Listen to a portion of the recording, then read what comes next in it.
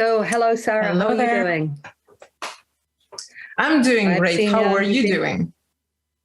I'm doing great. And I've been seeing that you've been active since this morning or since earlier in the chat. So thank you very much for your contribution. They've been really useful and really insightful. So today, Thanks a lot. You're going to be talking to us about a passion you have for money. But I understand you've got another passion for domain modeling.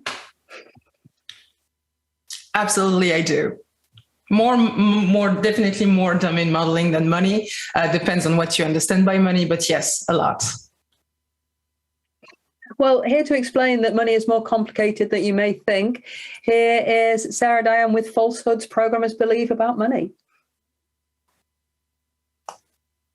All right, so can you see my screen? It's probably going to show up in a minute. Yes, all right. Hi, everybody. My name is Sarah Dayan. I work at a search company called Algolia. And about 4 years ago, I became obsessed with money. Not as in making lots of money, but with the domain and how we deal with it in software. And the thing is that money is more complex than you think. Whether it's because of floating point math or domain-specific overlooks, the money domain is riddled with gotchas that we as programmers often learn the hard way.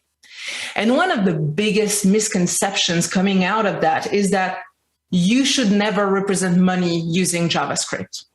Sure, tell that to all the Node backend developers. Yeah, you cannot manipulate money in your program. It's not going to work. They're going to be happy about that.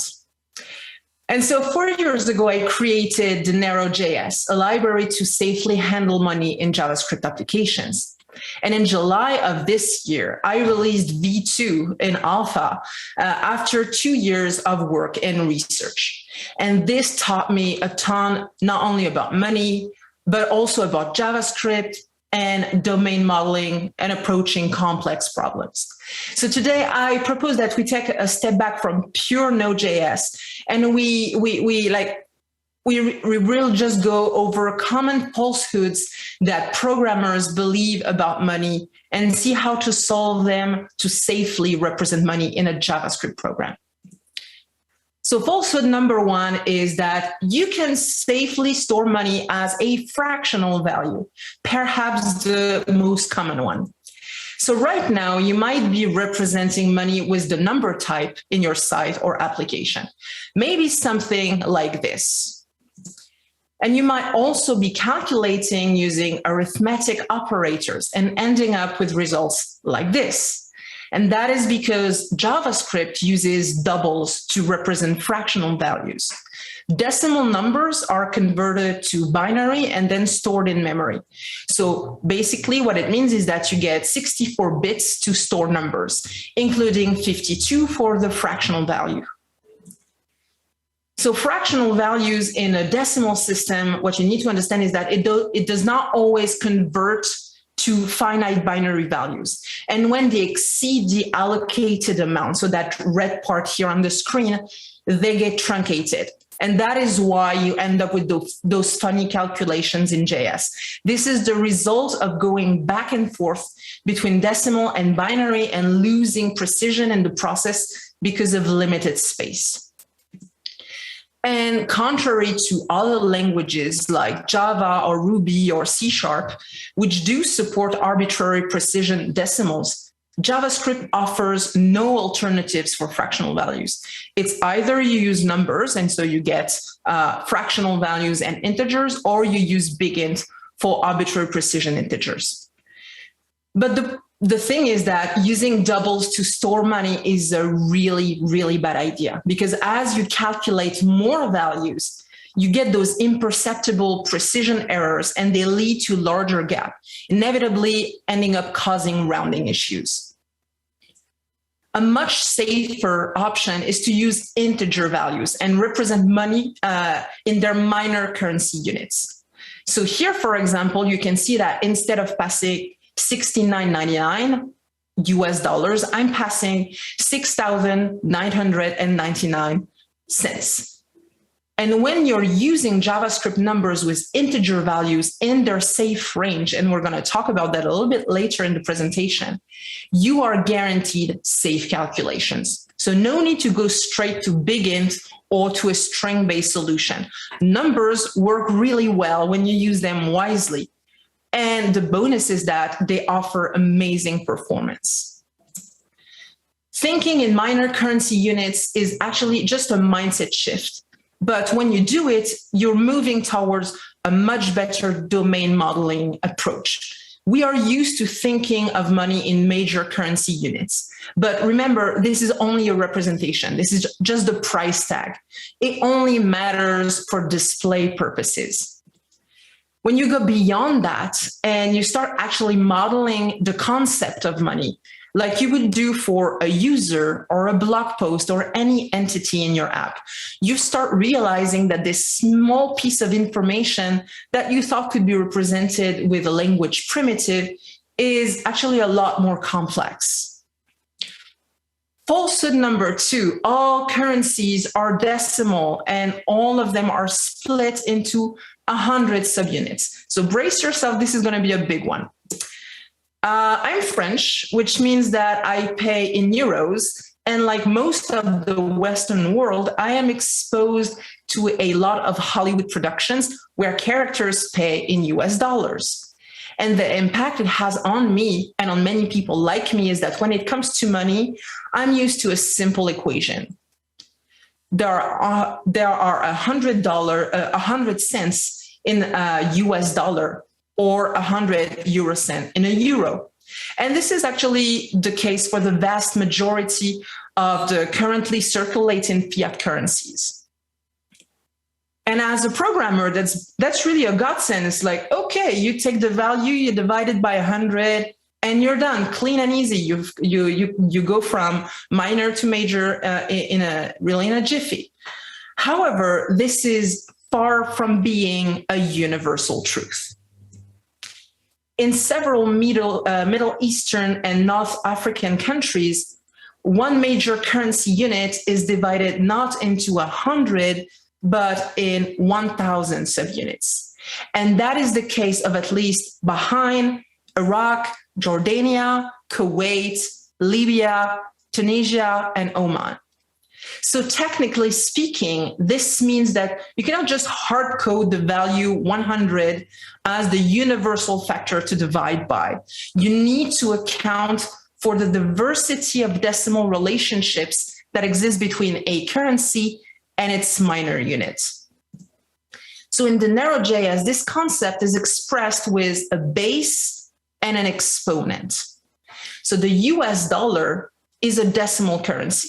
It means that it uses a base 10 system. So we have the base 10. And the exponent 2 tells us to what power this base should be raised to get that minor to major unit relationship. So you take 10 to the power of 2 equals 100. And so when you're passing an amount 1,000 with the currency USD, US dollar, what it means is that it represents $10, 1,000 divided by 100. And here's what it looks like with Iraqi dinars. You still have a base 10, but then you have an exponent of 3. 10 to the power of 3 equals 1,000. So when you're passing an amount of 1,000, it no longer means 10. It actually means one Iraqi dinar. This also works well with the currencies that don't have subunits, such as the Japanese yen. In Japan, you no longer have the concept of subunits. It's too small. It no longer means anything, and it's not really used. So you can say, okay, I'm going to pass an exponent of 0. 10 to the power of 0 equals 1. So when you're passing an amount of 1,000 in Japanese yen, what you really mean is 1,000 Japanese yen. It also works well with currencies that are not decimal. That's right. There have been and still are non-decimal currencies. For example, a Mauritanian ouguiya is split into 5 So you can pass a base 5 and an exponent of 1. 5 to the power of 1 equals 1. So you are able to pass 13 that represent actually 2 Oguyas and 3 Kums. And so what's really important to understand here is that bias is a natural phenomenon. We are influenced by our limited view of the world, and it often overshadows its complexity. But as people who model world concepts into programs that are going to be used by many, it is as important, maybe even more important, to constantly question our domain knowledge as much as it is to know how to fix a memory leak. All right, falsehood number 3, currencies cannot be subdivided further than their subunits. So while you may think of money as a value that you can actually pay for, often you will need a more precise representation. So take, for example, the US dollars. The smallest value that you can pay for is a cent, right? However, this is not the smallest value that you should be able to represent. Here's why. A good example is gas price. In many countries, gas price commonly uses fraction of the subunit. That's for historical and marketing reasons. But ultimately, yes, you end up paying a rounded amount. What it raised, though, is an important point. There is a difference between the real amount and the amount that you pay. Those are 2 different concepts. Another good example is when you factor in tax rates. For example, let's say you have an item and it costs like $19.95, and then you have a VAT rate of 5.5. You will end up with a final price that is more precise than what you will end up paying. And again, this gets rounded when it's time to pay, but it's still crucial to preserve the precision until the end of the calculations, especially if you're performing many of them. So how does that translate into code? So remember how in Dinero.js we have a base and an exponent in the currency. So if we wanted, we could say, like, we could appropriately scale those amounts. We could say, all right, I'm going to use that exponent, but instead of passing 2 for euros, I'm going to pass 3. And in that case, this amount here that I'm representing, which is 1,131, instead of meaning 1131, what it means is 1.131. So it works. But now the issue by doing that is that all the subsequent objects using this euro object would have to be expressed like that with three digits, right? And it does not always make sense. What if you want to fill up your tank, but also grab a coffee? So instead, in Dinero, you have the concept of scale, and this concept is at the object level. And what it allows you to do is to override the currency exponent. So you keep the currency exponent exactly where it is, the way it is, but you override it at the object level. And then you are able to safely calculate between objects of the same currency, even if they use a different scale. The library handles it, and it will always convert to the safest scale to avoid losing information. So in that case, we are calculating the amount that we owe for the full tank. It uses a scale of 3. We also grab a coffee. It uses an exponent of 2, so scale of 2. And the total will be the right number with the scale that is the safest to avoid losing any precision.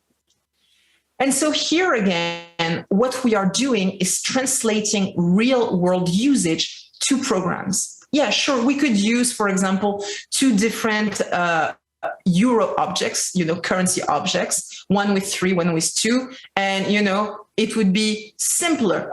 We would have the same effects, but you don't add any concepts, so you don't add any more code to the library. But would it be as expressive? Would it read as well? Would it also be as easy to discuss with stakeholders? All right, moving on to falsehood number 4. All currencies have a single subdivision level. So sorry to break the news, but not only are all currencies not decimal, they're not all divided by 100. They're not all divided at all. They can be subdivided even further than their smallest subunit. But guess what? It gets worse. Not all currencies have a single subdivision level. So if you have no idea what I'm talking about, let's go with an example. So this is a British shilling from 1953. This is the Queen on it. And before 1971, the British pound was actually subdivided into 3 units. You had £1 sterling, which was divided into 20 shillings, and each shilling was divided into 12 pence. And so if you're watching The Crown, it's actually what they pay with for like maybe 3 seasons. And if you're thinking, okay, well, that's one case, that's the UK, well, this is not just an anecdote. In fact, before the 18th century, prominent European countries like the UK, but also Russia, France, Spain, and even the Austro-Hungarian Empire used non-decimal currencies with multiple subdivision levels.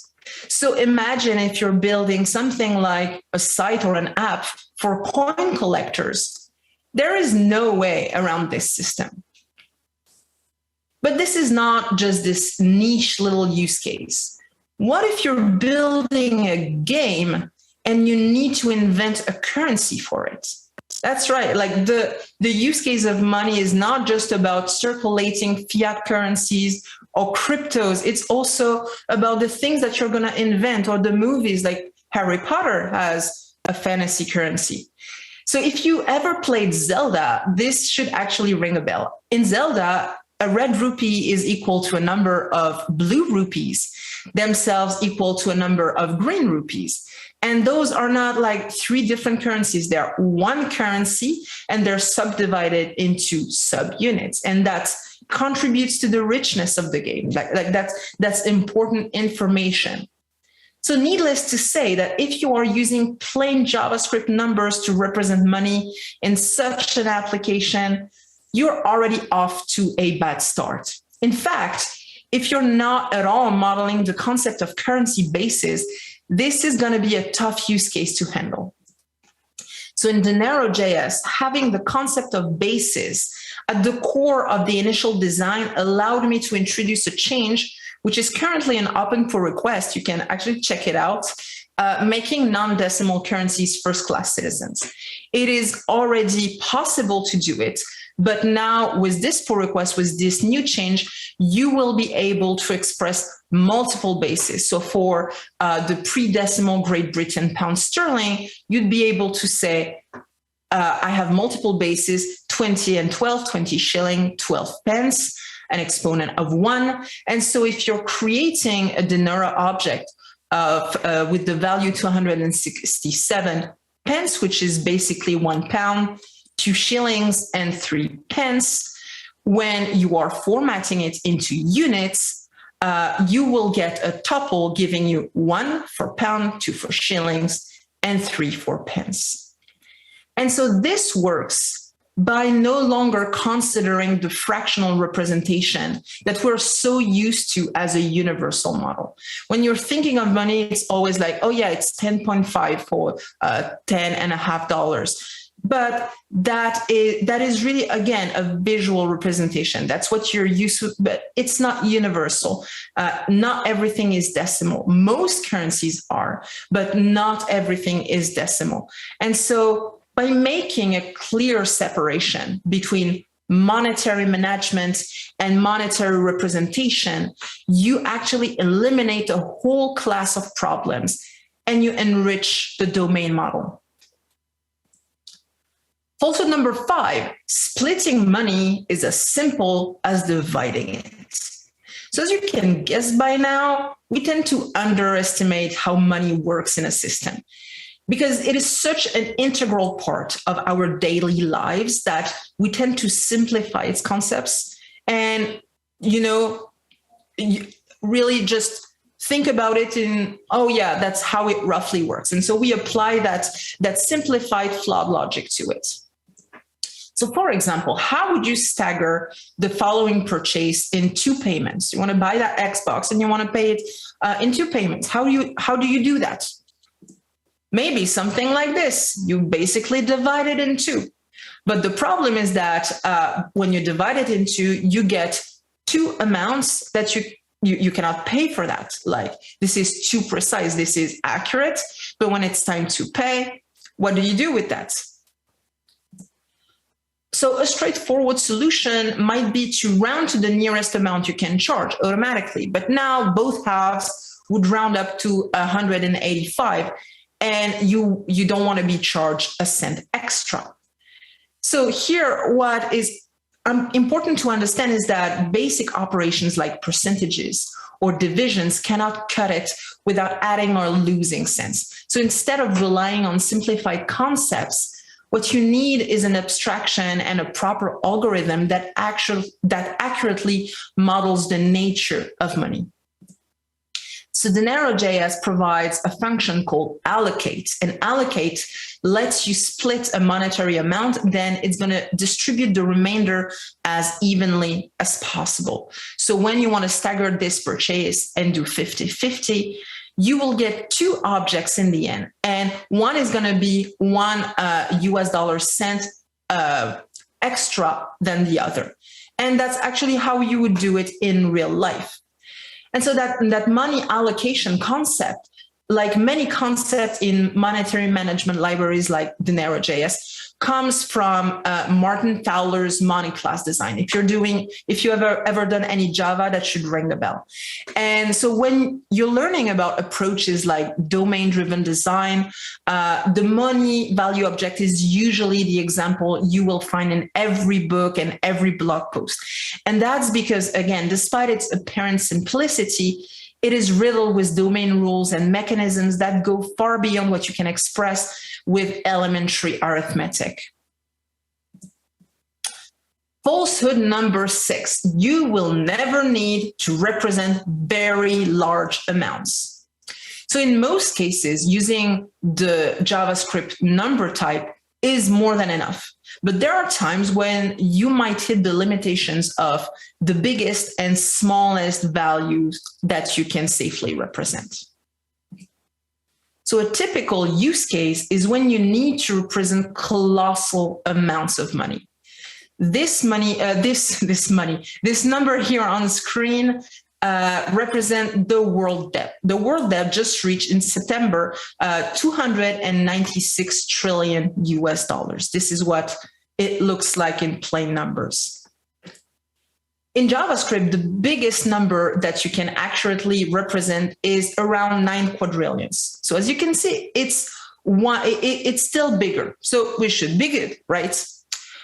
Well, the thing is that, remember that we are expressing amounts in minor currency units. So we are actually losing 2 orders of magnitude.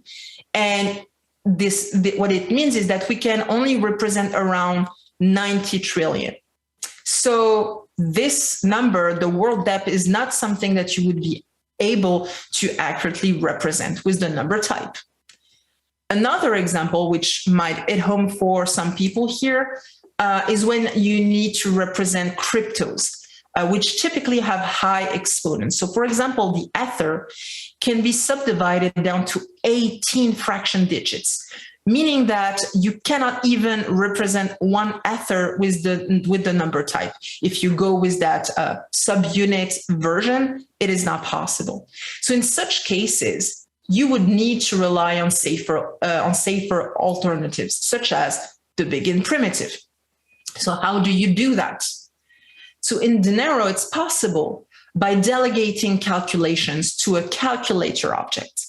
So if you need to use begins, what you can do is pass a begin calculator to the create Dinero factory. So this factory, which is exposed by the library, is what gives you the Dinero function with which you create objects afterwards.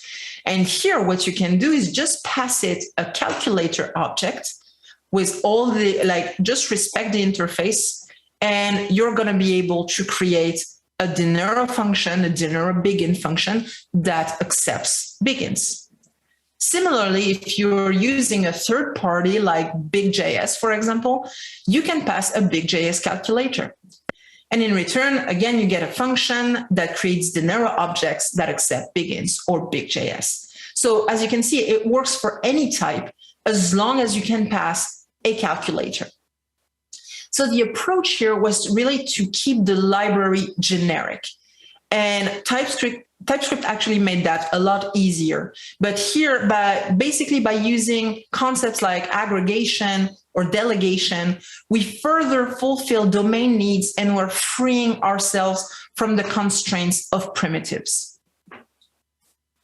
So, is JavaScript safe to manipulate money? Can you safely handle it in your Node applications? So I would say this is actually probably the biggest falsehood of all. Like, most people will tell you, and if you look on Stack Overflow, people will tell you, like, please don't use JavaScript for money management. And what I want to say to you is that it's actually rooted in vague awareness of some issues of the language, but mostly ignorance of the domain. In the end, it is not about the language or the platform. Yes, some languages have like arbitrary precision decimal, so it might be easier to do, but whether you can do it or can't do it, whether it's safe or it's not safe, is not about the language. It is not about the platform. It is about how well you understand the problem, even if it takes you 4 years to do that. Thank you, and I would be happy to take your questions either right now or on Twitter. You can follow me on Twitter at frontstuff_io. You will find links to Dinero.js. Thank you for listening to me. Thank you, Sarah. It's so interesting that, you know, all those different currencies. I was looking at the Mauritanian. How do you pronounce that? Ugani? It's Oguya, and I'm probably butchering it, but that's what Google Translate told me, or pronunciation thingy told me. It was amazing.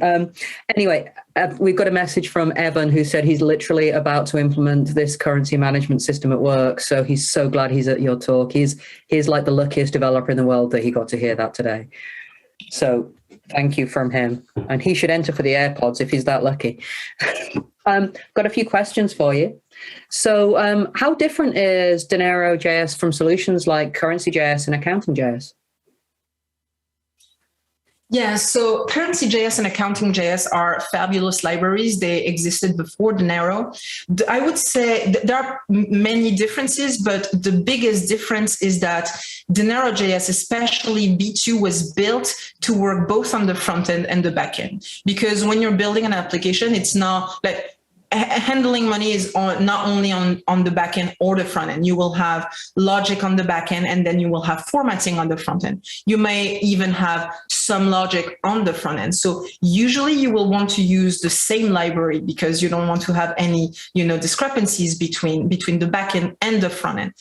And so the thing is that Dinero is really made to be optimized for both usages. And so one thing that Dinero V2 does is that it's fully modular. If you only need to add and multiply Dinero amounts, you can just import that and the rest will be out. So for Node.js, that's not really a big problem because it's on the server. But on the client, you want to optimize and ship as little JavaScript as possible. And so the difference between libraries like Currencies.js and Accounting is that what they offer is a chainable interface, kind of like jQuery style. With Dinero, what you import is really just small modules. So you have the possibility of using that on the back end and on the front end. So you're using the same library, same version, and it's optimized for both usages. Okay, but libraries bring overhead generally. So why do I need to bring in another third party to handle money in my app? That's a really good question. And I would say that it's usually a trade-off. Trade-offs are here to help you with complexity. And so for you, it's a choice that you have to make. Like, does the productivity, does the safety gains outweigh the overhead? Because at the end of the day, it's really about confidence. Do you master that domain enough? Like, do you have time to find out if you really master it? Do you have can you afford messing it up? And like, is it critical to your application? Is money critical to your application? If you're just formatting numbers, if it's small numbers, if you're not paying anything, maybe it's not, but at the same time, maybe it is, you know, like money is a complex domain. So is authentication, so is UI. And it's not about just, oh, security. It's about, it's complex, it is difficult. And there are many things that I try to do in V2 to make sure that the overhead is as small as possible. The first thing is the modularization, to make sure that you don't ship more than what you need, especially on the front end. But yes, at the end of the day, it's really a global conversation. Can you afford using an extra library? But also, can you afford not to? And what will be the consequences if you don't? Great. Thank you very much for that answer. Finally, is it really safe to use JavaScript for manipulating money? Yes, it is. It is if you are aware of the type limitations. It is if you acknowledge the domain complexity. But again, it is not about the language, and the number type uses a standard, which is the floating point arithmetic. So basically, you have the same concept in many other languages. It's not just JavaScript. So when people say, oh, JavaScript is weird with numbers, no, it's not true. It's the same thing in PHP, in Ruby, in Java, in C#, in OCaml, in many languages. The difference is that most of those languages have alternatives. They have alternatives. JavaScript does not. And so if you're not cautious, yes, it is a hazard. If you're cautious about what you're doing, if you make sure to really understand what you're doing, the limitations of the types, the complexity of the domain, if you're using either my library, another person's library, or you're following simply a pattern from Martin Fowler's book, for example, then of course you're safe. And trust your language. JavaScript is not a new language. It's a solid language. It does many things really well. It is not as weird as you think. Well, thank you ever so much for that, Sarah. And people can reach out to you on Twitter if they have any more questions. Sure. Thanks a lot for having me. All right. Thank you. And there goes Sarah.